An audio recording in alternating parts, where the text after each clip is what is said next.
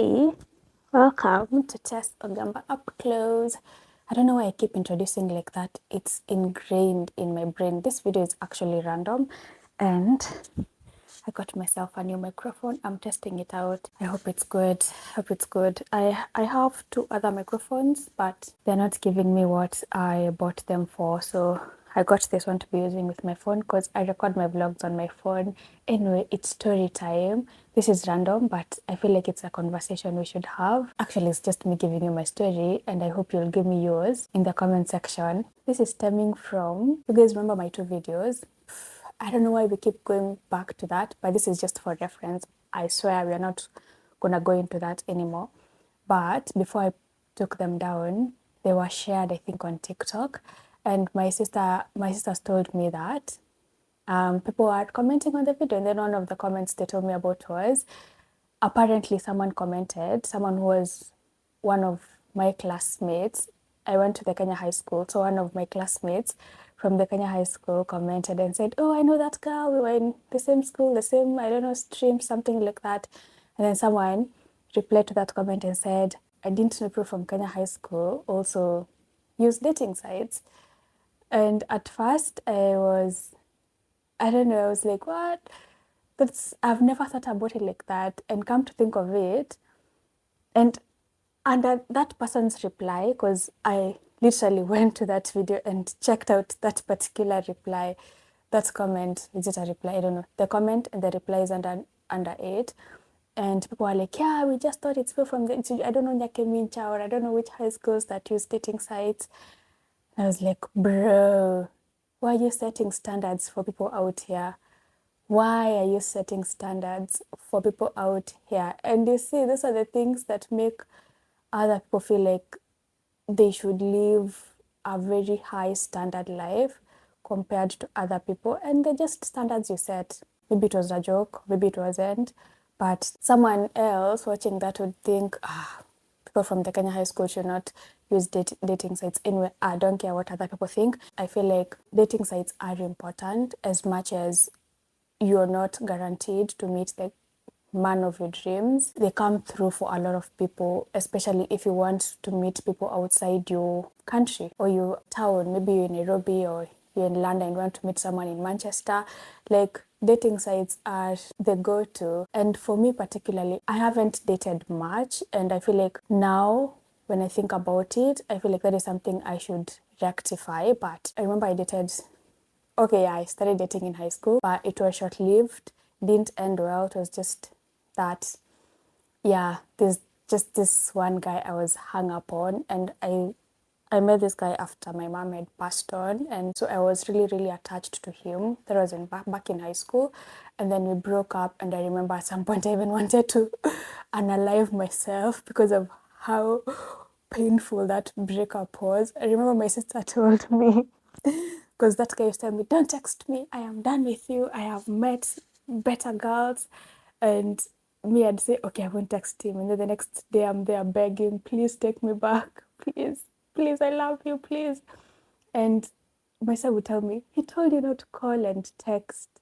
Why are you still texting him?" Yeah, I started dating in high school, but it was short-lived. Life just did a whole 180 on me, and I had to quickly forget that. And then in campus, I think I dated like one guy officially. Well, it was not really official. I think I found myself in situationships where I imagined I'm dating someone who is not dating me. So I found myself in two situations like that. And 2018 was like my last, let's say, situationship, my last relationship, if you can call it that. But it was with a guy who I thought we were dating, but apparently we weren't. He was just, I was his pastime. Because I remember one day we were having a chat. God, I'm oversharing, but it's so funny. I'm so over it. One day we were having a chat in my little campus room. I think you're talking about dream, I don't know, my dream man or my dream girl. And then he said, my dream girl is light skin, is plump, like is. And that time I was 45 kgs. You guys, I was underweight. Like, I had struggled to add weight. So the person you think you're dating tells you that their dream girl is first of all, light skin. I'm not light skin. And second of all, should be. And here I am looking like this. So we ended it, or rather, I ended it. It was a struggle also. I feel like, anyway, yeah, it was a struggle ending that relationship, but that was my last one. There was another one before that, but I don't feel like we should talk about that. Now, after that last situationship, I just stopped trying to get men to date me. I think I learned that I'm kind of using people, men, as an out. I don't know, like I was attaching myself to people because that is how I felt alive. Through them, I felt worthy. I've gone through so much shit from the day my mom passed on, and I had so much to work on, but I didn't know that then. So instead of working on myself, I was busy getting myself into situationships because I felt like I was using them as an escape. So when I stopped in 2018, I think I just stopped because I was tired of people not wanting me. Yeah, but at some point I just made that realization. Everything died. My phone battery died. My microphone battery died. Everything died. I don't even know what I was saying. But how do you like my fleece hoodie? Fleece hoodie something. I don't know. Yeah, fleece hoodie thingy. It's so big, so warm, and it's so cute. Look at it. I'll be wearing this every day. In fact, I'm going to get myself two more in different colors so I can literally live in these things. Like they're so warm. It's very cold right now. So do you like it? I got it from Amazon. I don't remember how much it cost, but I will leave the link in the video description. So don't worry, I'm recording this video at 10 p.m. at night. Like I said, random. Random. Hi, buddy. Anyway, just to let you know how me and that guy came to be, this is so funny, bizarre, in fact. So, if you're in JKUAT, you know Gate B. So, my friend and I were from a lecture, from class, and we were just walking, like outside the gate, along the road. We were just walking and chatting. And then on the other side of the road, headed on the same direction we were headed, were, I remember, was it two guys or more? I don't know, but probably just a couple of guys. And one of them was looking so cute. Like that guy was, he's beautiful. Let me just say, not was. I think wherever he is right now is still good looking. And then he happened to be from a tribe that I really like. So I was for a very long time not infatuated. What is the word? Obsessed with guys from a particular tribe, a very chilled tribe. And that guy was, first of all, tall. I do like my mentor. And he was good looking. I mean, that time I was not like a very deep, I was as shallow as they come, but either, no, looks are not shallow, looks are important. So he was good looking and he was tall and he was from that tribe. Can you imagine? All your boxes checked right from the bat. He didn't like approach me and say, I like you, can you be my girlfriend or anything like that. What I did is I got interested in the guy I saw across the road and I found out which course he was doing. Turns out we had a mutual friend and I got his phone number, so I shot my shot. I shot my shot. Is that correct? I just made the first move. I remember I sent him a message on WhatsApp and homeboy didn't turn me down. So I was like, we are game on, let's go. And we started hanging out and I just thought we were a thing. He was paying attention to me. Let me just say that I got hooked to this guy. And you see, it's not like someone who had said, I like you, I want to date you. It's just someone who I shot my first shot or shoot my, I don't know. It sounds so wrong in my mind, but I made the first move. Homeboy acted interested. And I was like, yeah, this seems like it. It seems like he likes me. So this is where I'm going to attach myself. This is my safe space. And that was it. So it's not like he was a horrible guy or anything. I just put myself there, and he was nice, by the way. It just happened that I was not the kind of girl he wanted, which is very much okay. You know, in campus I still had my own financial problems, so I just decided to focus on my things, the things I was doing to fix my financial situation. Around that time I stopped doing makeup. Okay, the only thing I was doing is lipstick and maybe sometimes powder. I tried foundation and was horrible at it, so I would just do lipstick. I think that is the time I stopped doing lipstick. Like, maybe I'll give you a story as to why I don't do makeup. It's been years since I even applied lipstick on my lips. So yeah, I just decided to focus on, you know, my financial situation. And I remember it was very, very difficult because I used to find comfort, joy, happiness, and to feel worthy and valued, and the attention I was being given by the people I was in situationships with. That is what kept me going to some extent. Obviously, there's a lot, but that is part of it. So I stopped doing all that, and I just started focusing on money and surviving. Being alone, I feel like being alone does push you to be more introspective and self-reflective. I don't remember how it happened. It's not like I don't have this nice therapy stories like I went to therapy and everything just, no.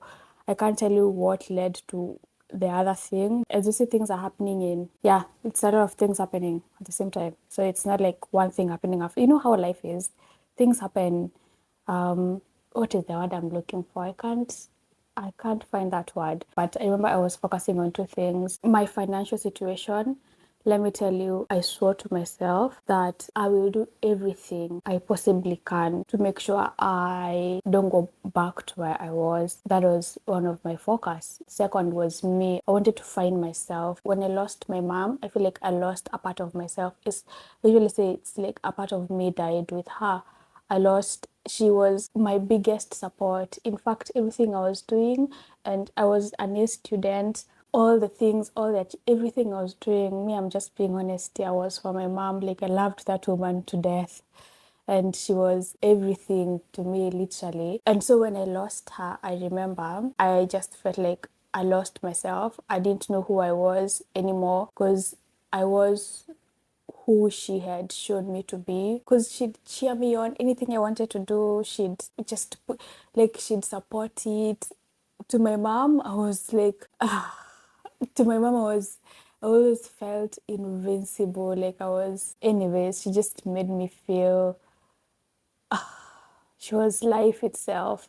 So when I lost her, I feel like I lost a part of me. I lost my reason to feel worthy and valued, and there was no one cheering me on, and all that support was lacking, and so a lot of was happening. So when I got into my own space, I think I embarked on my journey of self-discovery. I wanted to find a reason to keep going now that my mom was not here. I had been carrying this thing for 7 years. So 7 years later, that's when I'm being introspective and I want to start dealing with whatever I have been carrying inside. This is related to my love story, by the way, in case you think it's not related. I know I'm speaking a lot. I'm telling you, we are oversharing. So like the video, give a girl a like. Yeah, so I got into this journey of working on myself. I wanted to, first of all, the reason I really liked being alone is it gave me an opportunity to look inside. I was able to kind of identify the things to work on, because I knew, as much as,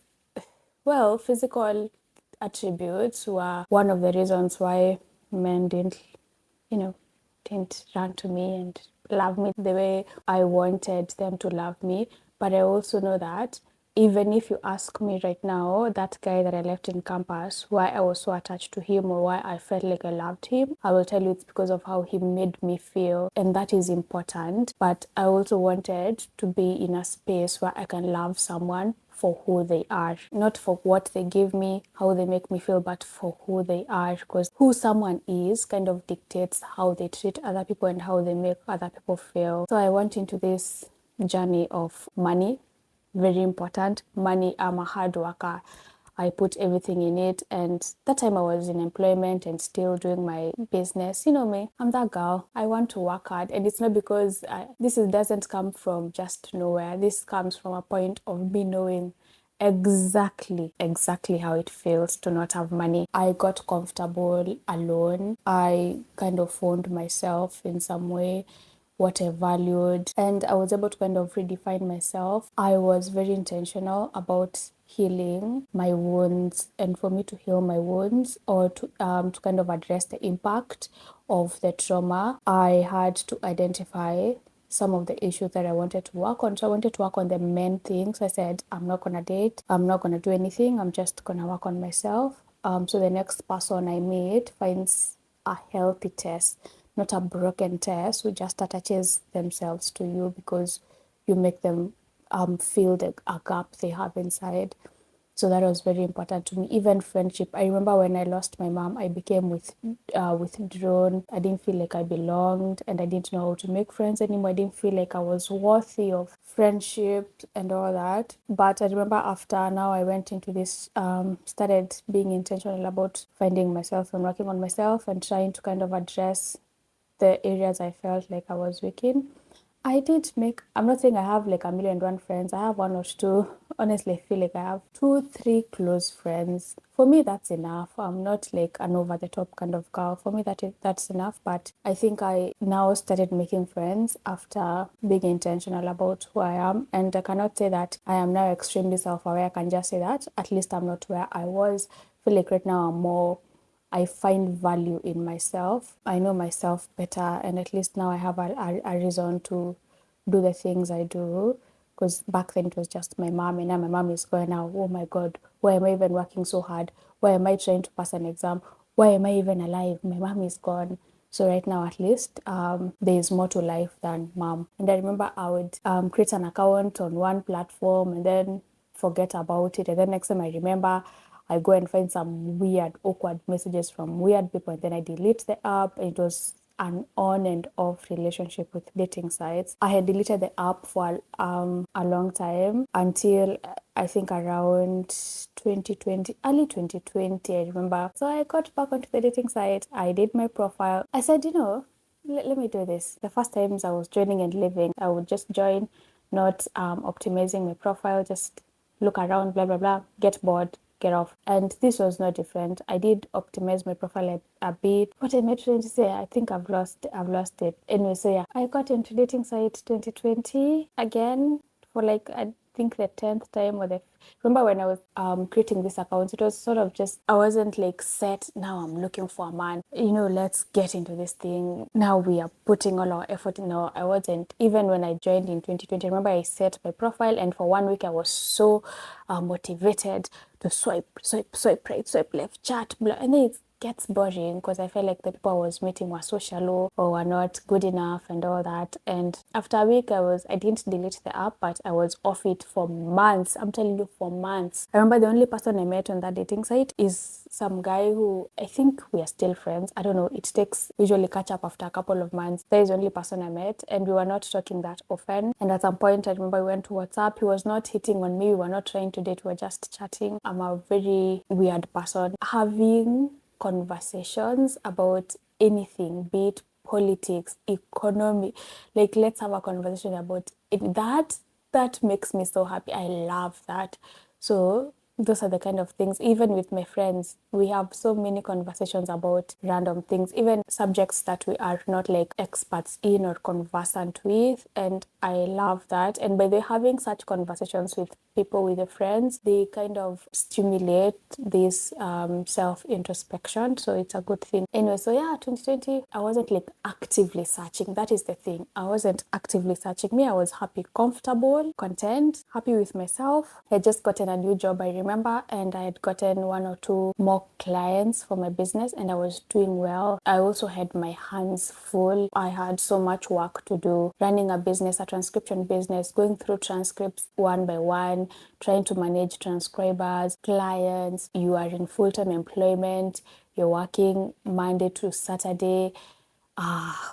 Bro, my hands were full, and here I am trying to have a social life. Honestly, one thing I'll say is I am good at many things, but social life, that I can tell you for sure, I am not good at it. I am not a social person. In fact, if you see me, you'd probably consider me aloof, or I don't know, a snob.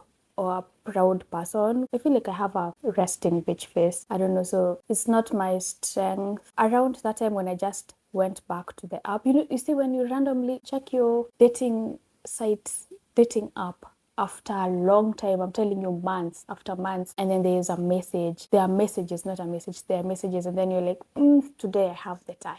Let's reply. Then you reply, and out of maybe the 5 people who've texted you, 3 reply back. After a few days, 2 die down, and then you're left with 1. And I think that's how now I met my partner. At first, it was not serious, we're just chatting every day and blah, blah, blah. And yeah, that is how it happened. And now looking back, I feel like I met my ex partner at the right time. I was self aware, I had done the work on myself, and I knew I'm getting into a relationship as healthy me. I was not 100%. I don't think you can be healed 100%, or maybe you can. If that's possible, then trust me, I'm working towards it. Right now, I feel like I've taken a few steps back, but that is a journey I am always happy to embark on. And honestly, it's a never ending journey. It's just that sometimes you take 10 steps ahead and then something happens and then you're 15 steps back. But that's life, yes? So that is how I met my ex partner, and the timing was right. For me, the timing was right. Now, something else I have to tell you. I don't even know where I'm going with this, but another thing is, even though I am pro marriage, like I am happy when people get married, I feel like marriage is lovely and should be, you like, it's ordained by God. I am all for that.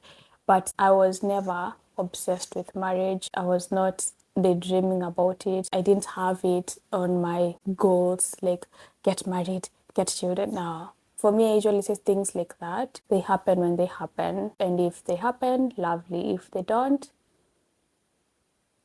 so yeah, that's kind of how I view it.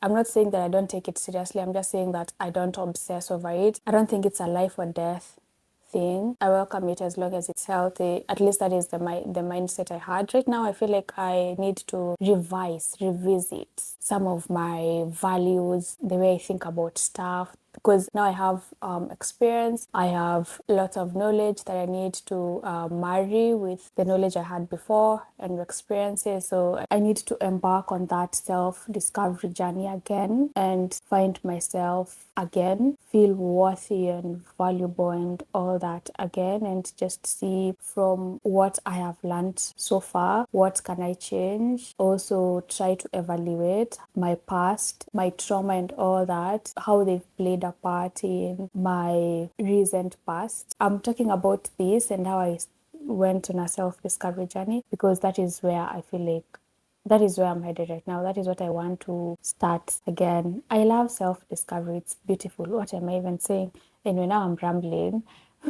My point was, dating sites are lovely. Dating sites are good. It doesn't mean that they are the best, but also meeting people physically is also not the best way. Like, we cannot rule out people from dating sites. There are horrible ones and there are good ones, and anyone can be on a dating site. Let people do what they want to do with their lives. If they want to find love on dating sites, let people find love on dating sites, regardless of their social status, regardless of the high school they went to, which I feel is so trivial. God, if someone wants to be on a dating site, they should be on a dating site. Personally, once I'm healed and once I'm ready to get back into the dating scene, homegirl is going back to dating sites. I'm of the belief that as long as you learn from your mistakes, as long as you actually try to see the lessons an experience has taught you and incorporate that into your life, I feel like we can always do better. So being on a dating site doesn't necessarily mean that I will make the same mistake I made, doesn't mean that I'll meet the same kind of people I met. We just have to adjust yourself, your beliefs, even now the things you value in a relationship and all that. And yeah, once this girl is ready, she's getting back on a dating site. And if you see me there, please swipe left if you're not interested. If you're interested, swipe right. If it's mutual,